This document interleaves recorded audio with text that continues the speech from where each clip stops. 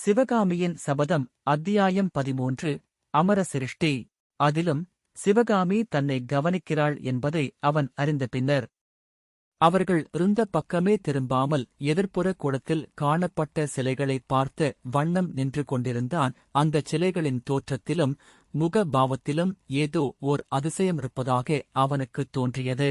அந்த அதிசயம் இன்னதென்பது மின்வெட்டைப் போல் அவன் உள்ளத்தில் உதித்தது.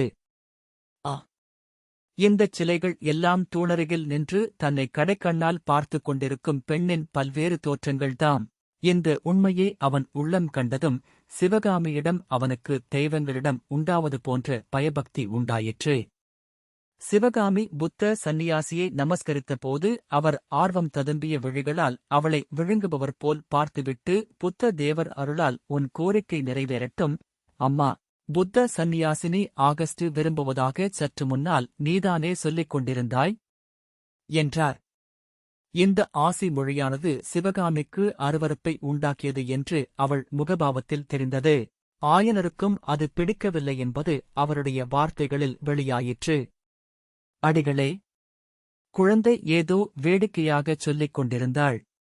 4 நாளைக்கு முன்னால் காஞ்சியில் சிவகாமியின் அரங்கேற்றம் நடந்தது. ஆகா, தாங்கள் அதற்கு இல்லாமல் போய்விட்டீர்களே என்றார் ஆயனர். எல்லாம் கேள்விப்பட்டேன் அரங்கேற்றம், அதற்குப் பின்னால் நடந்தவை எல்லாம் அறிந்து கொண்டேன். உங்களுக்கு பெரிய ஆபத்து வந்ததாமே?